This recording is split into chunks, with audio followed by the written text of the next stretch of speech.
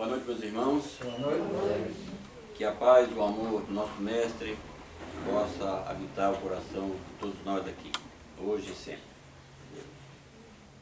O tema que eu trago hoje para a reflexão, que vai falar sobre dor, vai falar sobre dificuldades, vai falar sobre perdas, ela tem como título Tudo Passa.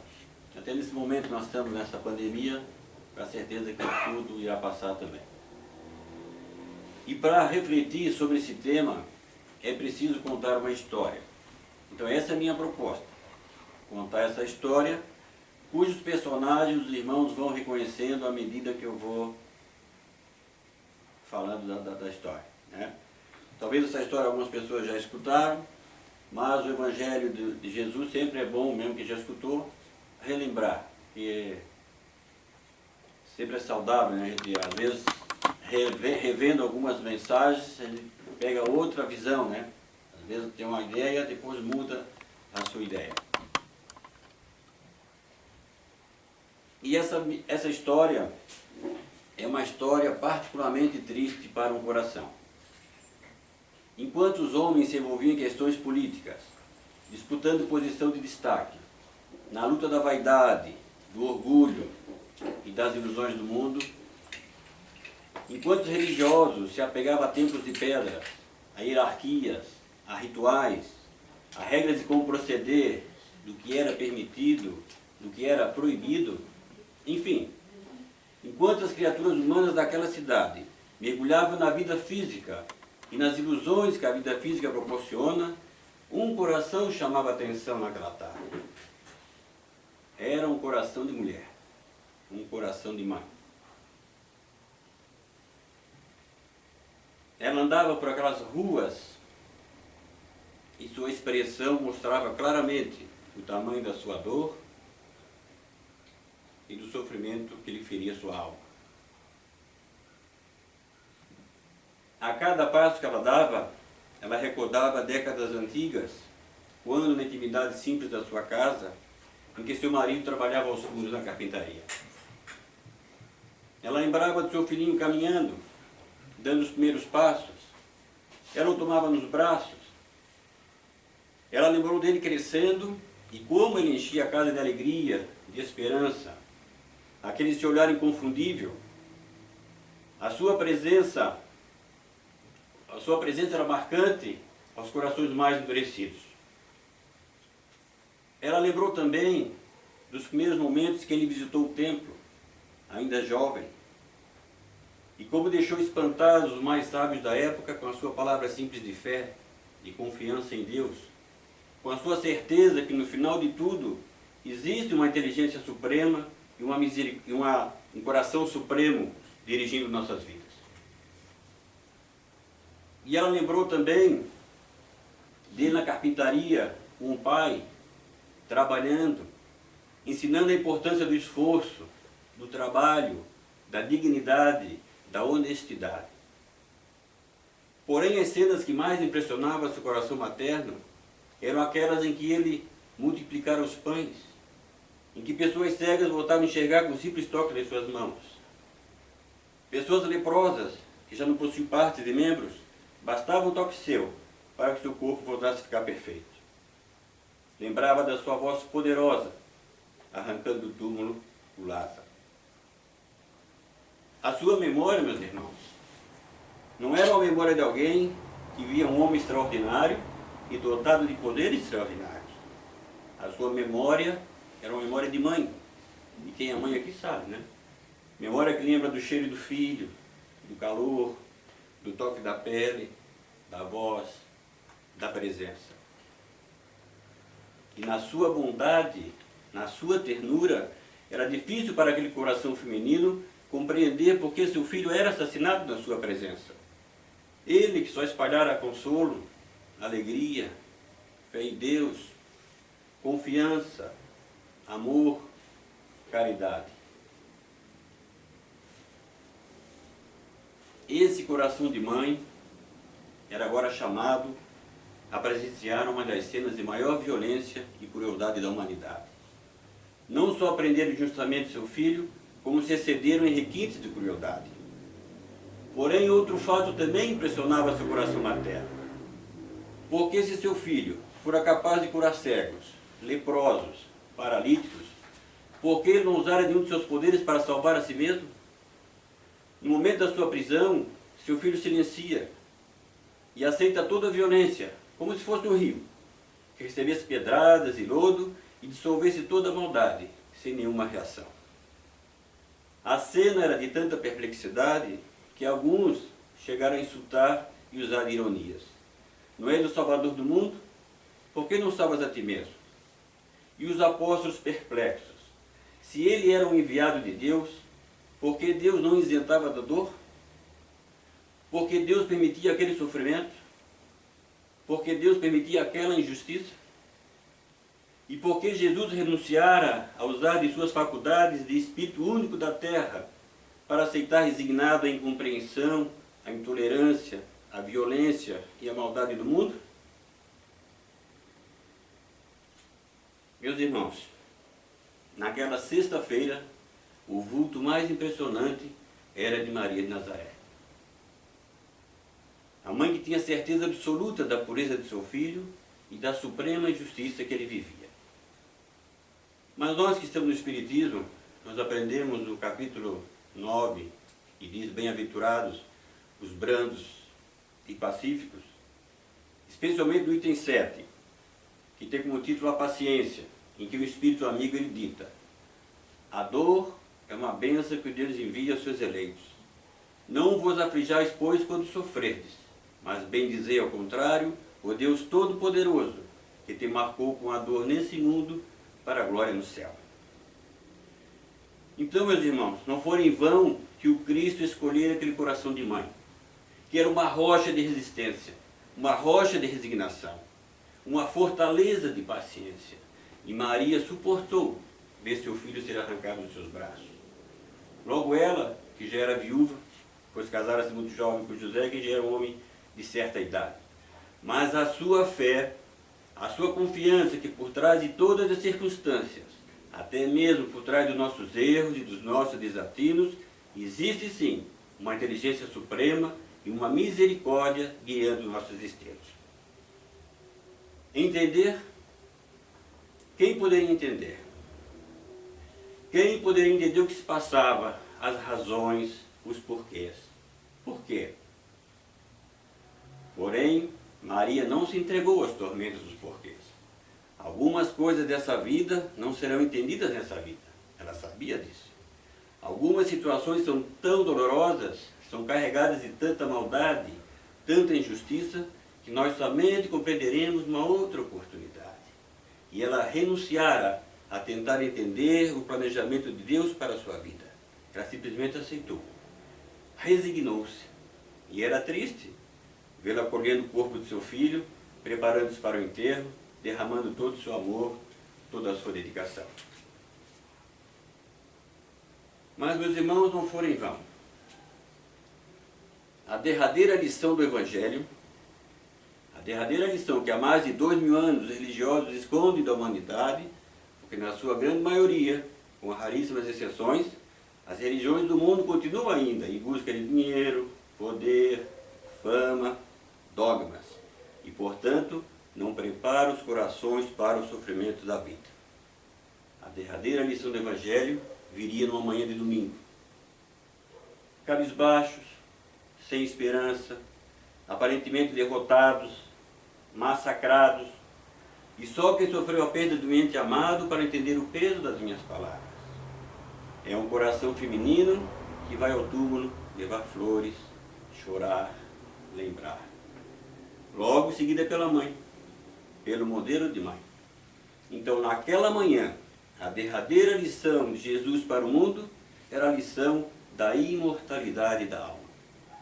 Voltava o Cristo do túmulo sem lágrimas, sorridente, vitorioso, cumprindo a sua profecia. Tende bom ânimo, ele dizia, eu venci o mundo na glória da imortalidade da alma. E assim então, o coração de Maria pôde descansar um pouco. Um pouco. Metade da sua dor seria retirada. Agora ela tinha certeza que seu filho estava vivo. longe dela, mas vivo.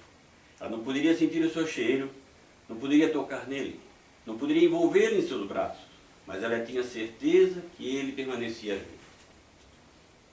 E com essa certeza, meus irmãos, Maria foi carregando a dor da saudade, a dor da separação, carregando a dor da viagem, a pedido do seu próprio filho na cruz. Porque um dos últimos pedidos de Jesus na cruz para sua mãe é: não deixe a dor te derrotar, não deixe a dor paralisar o teu amor, deixa o teu amor fluir por outros canais, porque o amor, quanto mais se divide, mais se multiplica. E ele disse para ela: mãe, eis aí o teu filho. Eu lhe dou um filho para que fique no meu lugar por enquanto.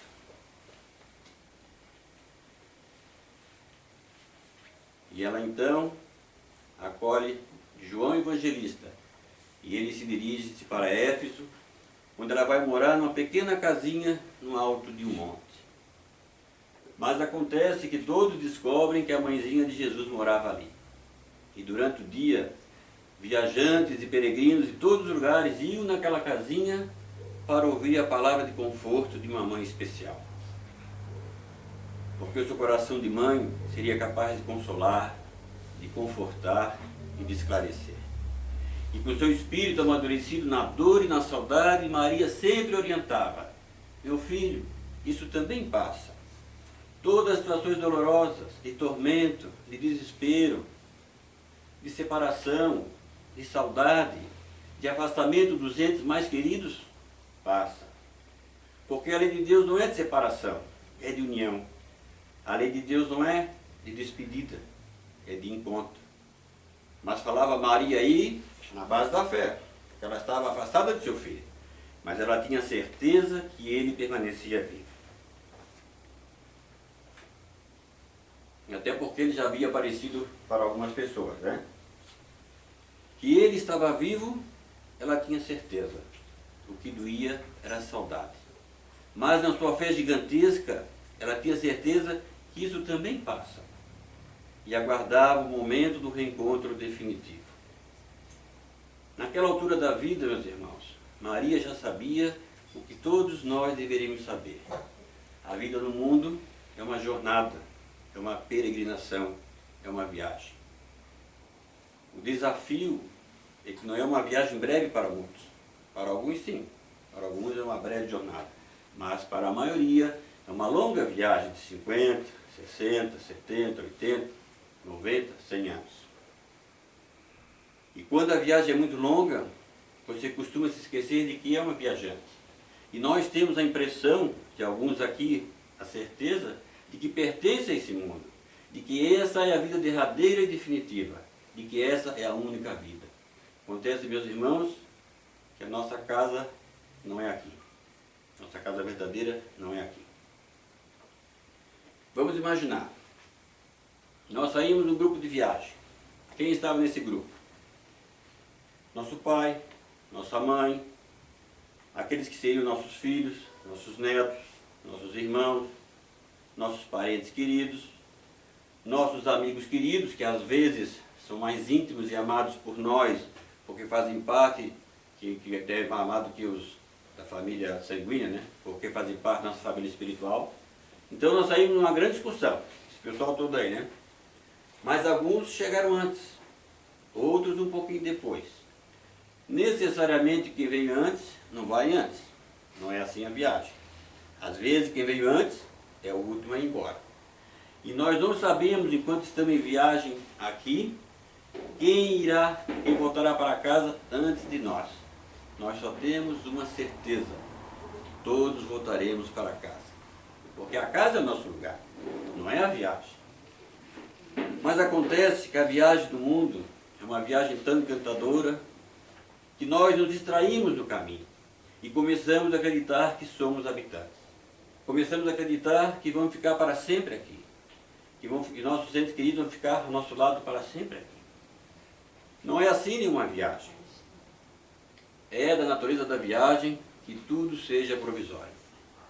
Tudo na viagem tem data para começar e data para acabar. E Maria já havia alcançado essa fé repleta de sabedoria, que entende que a vida no mundo, a vida na terra, é uma peregrinação, é uma viagem. E se é uma viagem, tudo passa. Isso também passa. A separação passa, a injustiça passa, a maldade passa, a despedida passa, a dor passa, o desespero passa. Só não passa o que vem de Deus. Então, a vida pessoal, a experiência pessoal de Maria era o verdadeiro Evangelho. Porque o Evangelho verdadeiro não é de rituais. O verdadeiro Evangelho não é Evangelho de templos de pedras, nem de sacerdotes, nem de pastores, nem de pregadores. O verdadeiro Evangelho é Evangelho de vida. É a nossa vida. De dor, de lágrimas, de alegria, de sorrisos, de abraços, de compaixão, de fraternidade, de caridade. Então a vida de Maria era o Evangelho. A sua experiência de perda do filho assassinado era o Evangelho. Só ver um pouquinho. Com máscara não dá, né? Por isso, meus irmãos, muitos viajavam de longe apenas para ouvir o poder e a força de suas palavras. Palavras firmes de quem já chorou, palavras fortes de quem já viu a dor face a face. Palavras fervorosas de quem aprendeu a entregar a vida a Deus sem perder o senso de responsabilidade, sem deixar de cumprir o que lhe compete, o que lhe cabe, mas sabendo que por mais que façamos, nunca é suficiente se Deus não complementar. No fundo, é o auxílio de Deus que resolve em definitivo tudo em nossas vidas. E assim então, os anos passam, e quanto mais se prolongavam os anos, mais Maria tinha certeza da imortalidade da alma. Mais prova ela tinha que a morte era apenas a morte do corpo. Nós somos filhos de um Deus vivo e vamos viver para sempre. No entanto, meus irmãos, quanto mais os anos se passavam, mais a saudade aumentava. Maior era a dor da separação. Saber que somos imortais não diminui a dor da perda. Saber da imortalidade da alma nos livra do desespero. Porque o desespero não é bom para quem sofre. O desespero nos despedaça, nos afasta do amor de Deus, que vai criando caminhos de nos auxiliar. O desespero nos torna insensíveis ao amor das pessoas que nos cercam, que no fundo são instrumentos de Deus para nos consolar. A certeza da imortalidade da alma nos livra do desespero, mas não tira a dor da saudade e nem a dor do afastamento. É preciso esperar. Esperar a volta para casa, onde todos os corações que se amam vão se reunir de novo.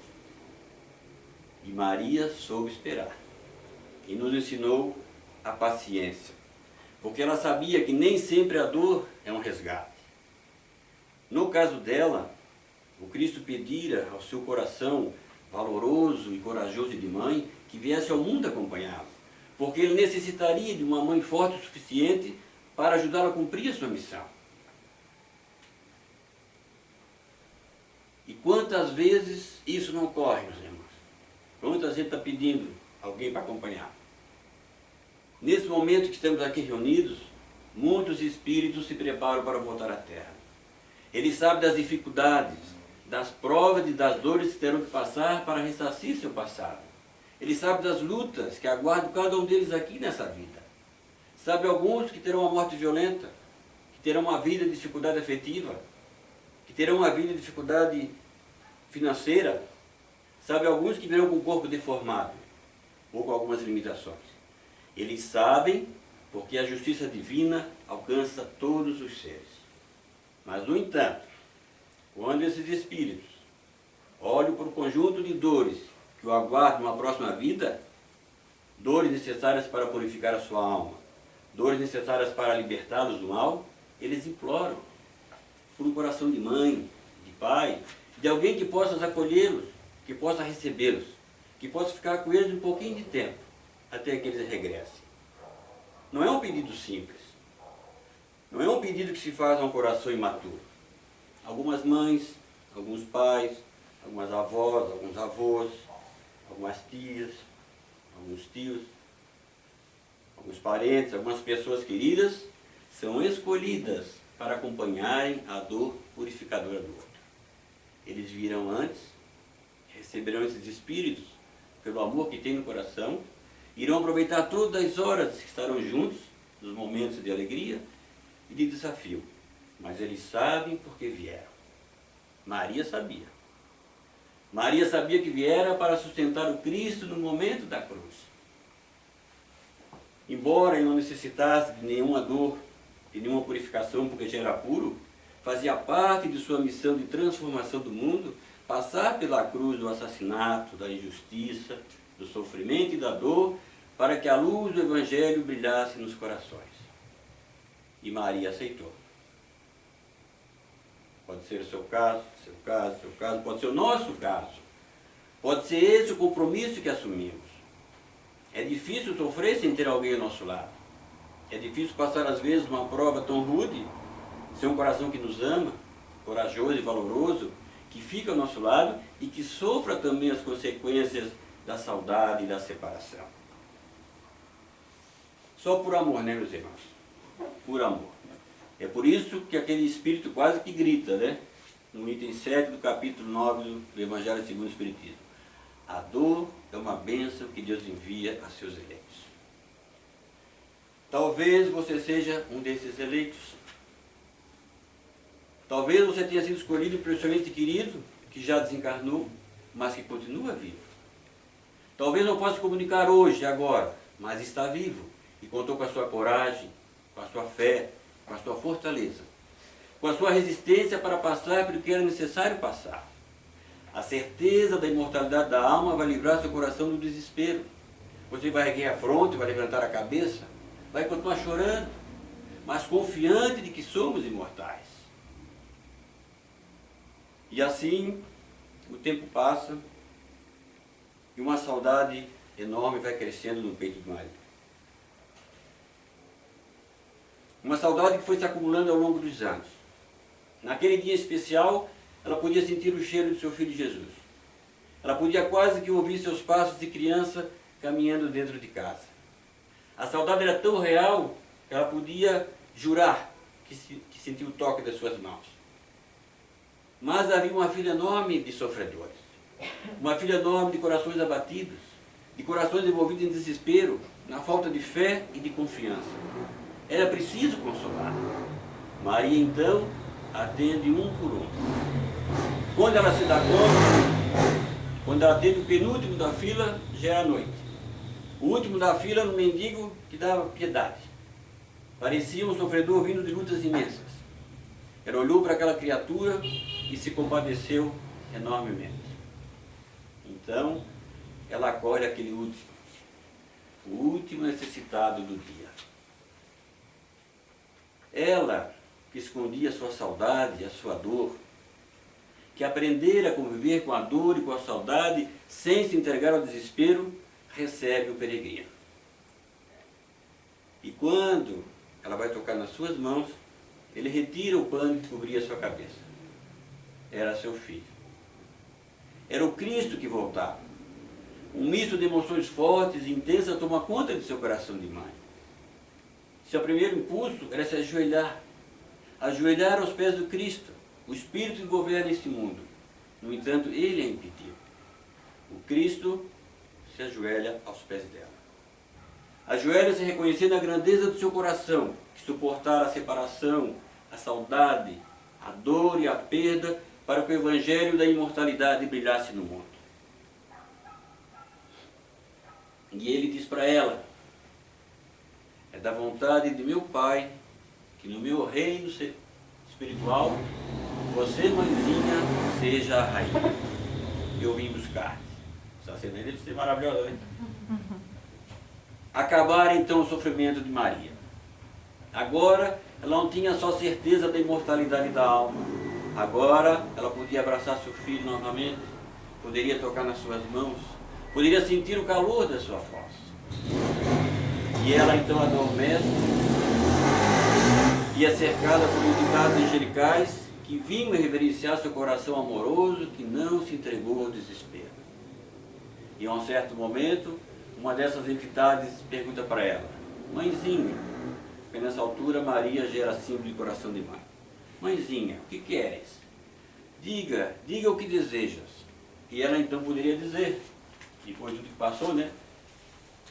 Eu quero agora a beleza da vida imortal daqueles que venceram as lutas e os sofrimentos do mundo. Eu quero as recompensas das almas iluminadas. Mas não. Maria, meio que constrangida, disse: eu estou ciente que hoje alguns cristãos serão assassinados no circo. E eu queria até eles transmitir uma palavra de conforto. Eu quero dizer a eles que isso também passa. Bastou ela desejar, e o cortejo celestial foi enviado a um cárcere úmido, escuro, onde um grupo de cristãos se preparavam para mais um espetáculo de violência no mundo. E uma moça particularmente chama a atenção de Maria. Ela estava magra, triste, lembrava um coração que fora dominado pelo desespero. E Maria então se aproxima dela, envolve-a num abraço de mãe e diz: minha filha, isso também passa. Cante, minha filha, cante, coragem. E tomada por uma força que ela não saberia explicar, essa moça canta. E os cristãos entram no circo cantando, morrem cantando. E mal sabiam eles que seriam recebidos por Maria de Nazaré. E hoje, meus irmãos, se passam mais de 2000 anos, e aqui estamos nós, né? Mergulhados no sofrimento, na dor, na saudade, na angústia da separação. O que poderia eu dizer, meus irmãos? A certeza da imortalidade da alma vai nos livrar do desespero. A saudade vai aumentar. A dor da separação vai aumentar. Espera com paciência, como fez Maria, o dia determinado por Deus em que nós voltaremos ao nosso verdadeiro lar, a nossa verdadeira pátria. O mundo espiritual é lá. Aí sim, nossas dores serão aliviadas, porque novamente nós vamos se reunir aos corações que nos amam e que nós amamos. Porque a lei de Deus é de reencontro, é de união. E o amor é uma força tão poderosa que uma separação passageira não é capaz de destruir. Erguendo a cabeça, confiando em Deus, talvez não seja possível entender hoje, mas um dia entenderemos.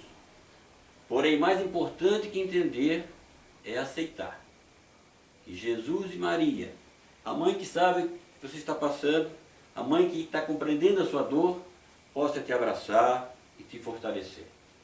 Que você erga a cabeça e caminhe com o coração até o fim da sua jornada. Não sei até quando vai durar a sua, nem a minha. Só tenho uma certeza: nós vamos nos reencontrar. Que assim seja. Essa é a história que eu ia contar. Obrigado pela atenção, pela paciência.